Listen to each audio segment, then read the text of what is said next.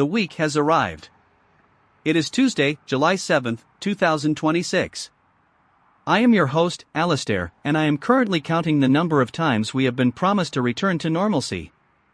The promised return was imminent. The return was not evident. Instead, we have trade summits, fiscal adjustments, and the quiet erasure of promises made with great fanfare exactly 2 years ago. The government has axed the Strengthening Higher Education for Female Empowerment program, citing a budget reallocation. The program was intended to keep 1 million girls in school. The girls are now elsewhere. The budget is elsewhere. Nobody expressed any surprise, which I find to be the most damning indictment of all. I have been counting, and this is the 15th time this month that an institution has described a total withdrawal of support as a mere structural refinement. Welcome to the show.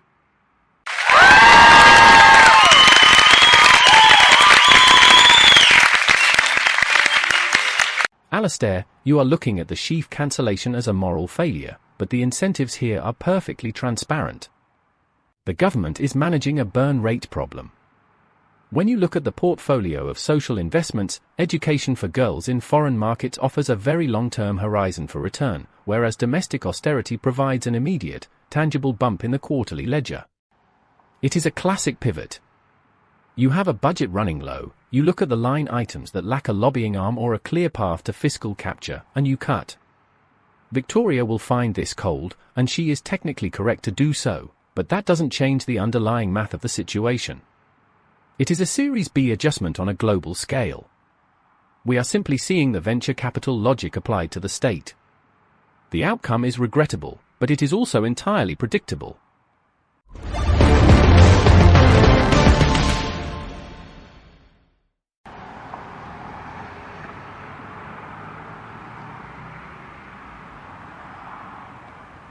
Ronald, I am standing in the humidity of Monrovia, and I want to be really clear about what the math looks like on the ground.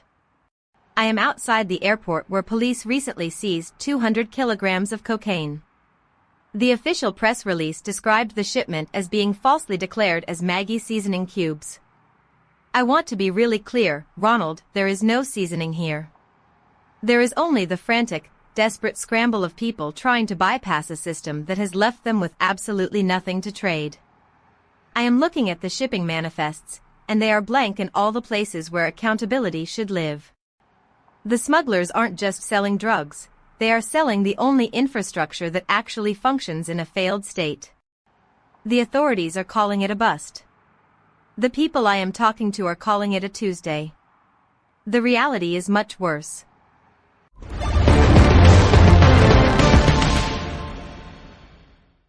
Victoria, your description of the seasoning cubes is remarkably vivid. It captures the essence of our current era. Everything is a proxy for something else, and nothing is ever what it claims to be on the label. Speaking of labels, the FCC has decided to allow internet service providers to stop listing individual pass-through fees. They will now provide a single up-to price. The price was transparent. The price was not honest. We are told this simplifies the consumer experience, which is the institutional way of saying that we are no longer required to know how much we are being overcharged. It is a masterful stroke of simplification. By removing the detail, they have successfully removed the possibility of protest. I find myself wondering if the internet itself is eventually going to be sold as a single, opaque block of generic, unpriced, and completely unreachable data.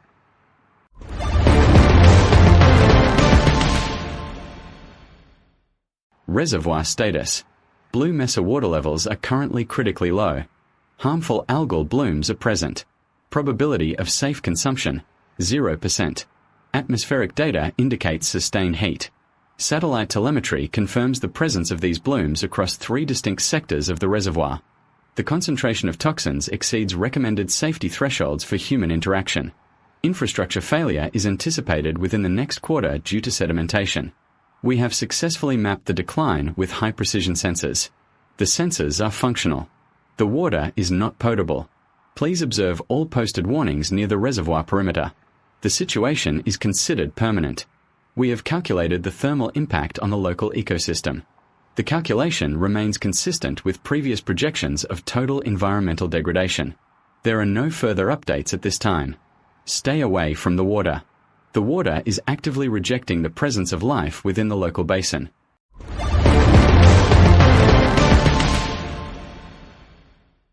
Casper, that is a remarkably efficient summary of a total ecological collapse, but let's pivot to the news that SK Hynix is hitting the US market with a multi-billion-dollar IPO. The AI boom is a hungry beast, and it needs memory chips to survive the winter. Investors are frothing at the mouth for a piece of the action. It is a classic play: build the infrastructure for the intelligence that will eventually replace your own workforce. The incentives here are simple. You have a market that is obsessed with scale, and a hardware manufacturer that is currently the only thing standing between progress and a compute wall. Is it sustainable? Probably not.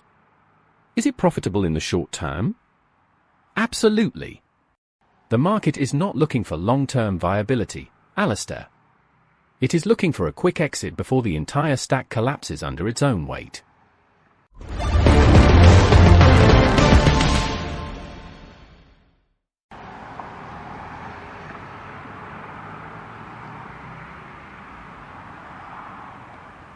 Ronald, I think it is fascinating that you view the SK Hynix IPO as a brilliant exit strategy while people in Florida are fighting to keep Haitian migrants from being deported to a state that is objectively failing.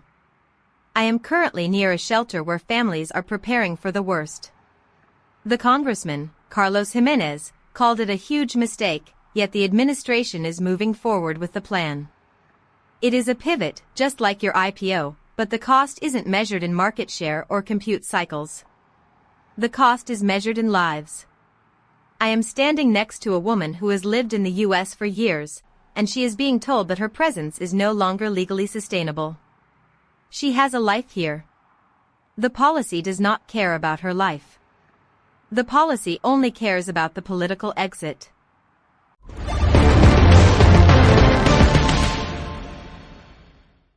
Victoria, you are touching upon the central friction of our program tonight. We have the macro-level efficiency that Ronald celebrates and the micro-level tragedy that you report. It is a dual-track reality. We are told that we are living through an unprecedented age of innovation, yet every indicator suggests we are simply refining the machinery of our own obsolescence. The NRC is changing its nuclear safety standards, describing the shift as semantic rather than physical. The standard was reasonably achievable. The standard is now whatever we say it is.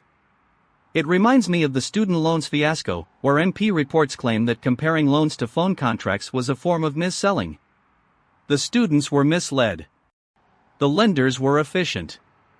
Nobody is held responsible for the gap between the promise and the eventual, crushing reality of the debt.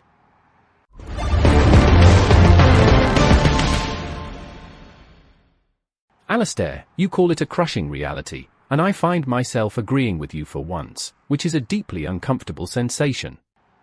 When you look at the student loan structure, it was designed as a product. A product with a high acquisition cost and a very long retention cycle. The mis-selling was not a bug, it was the entire business model. We are talking about millions of young people being signed up for a life of service to a system that considers them a line item on a balance sheet. Yeah. It is just a product failure, but the product is a generation of human potential. I look at that and I realize that the incentives are not just cold, they are fundamentally destructive to the social fabric. It is not an error in the system.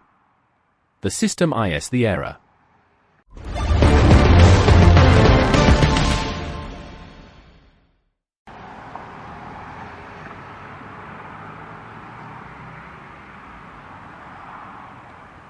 Ronald, I appreciate you finally acknowledging that the human cost is the product.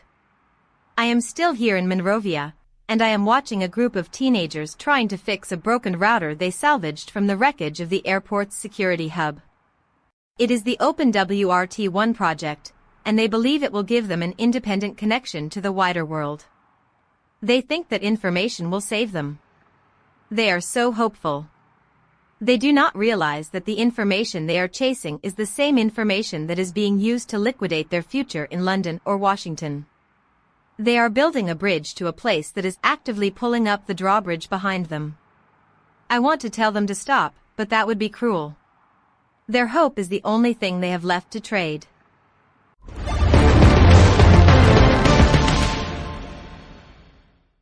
Victoria, that image of the router is perhaps the most accurate metaphor I have heard all evening. We are all trying to route our own signals through a crumbling network. The Kremlin is reportedly flying drones over European airspace using a shadow fleet of ships. The intruders flew. The response was not coordinated. Europe is realizing, quite late, that the infrastructure they relied upon for security was merely a collection of assumptions. They assumed the shadow fleet was inactive.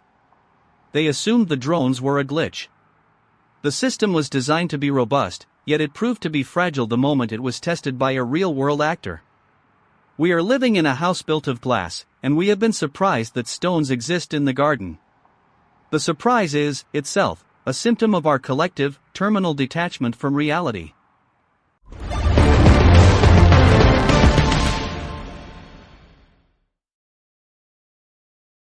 Alistair, I have been thinking about what you said regarding the shadow fleet.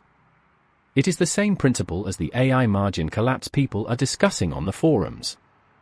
Everyone assumed the margin would stay high forever because they equated technological capacity with absolute power. But power is not the capacity to run a calculation, it is the ability to enforce a reality when the calculation fails. We are seeing a global margin collapse in everything: security, social welfare, education, and public trust. The burn rate of our civilization has finally outpaced our ability to generate revenue. We are currently in the phase where we start selling off the furniture to keep the lights on. It is a classic move for a failing enterprise. I am just wondering who is going to be left to buy the building once we are done selling all the fixtures off piece by piece. I am looking at the record of the Sheaf project. 2 years ago, it was presented as a promise to 1 million girls. Today, it is a line in an audit report confirming its termination to save £45 million. I am thinking of a girl in a classroom in a city that does not appear in tonight's headlines. She was counting on the program to finish her secondary education. She has a notebook. She has a pen. She has a schedule for the coming semester that she has already memorized. She does not know that the funding was withdrawn during a meeting in London. She does not know that her name is not in the records of the institutions that decided her future was a market inefficiency.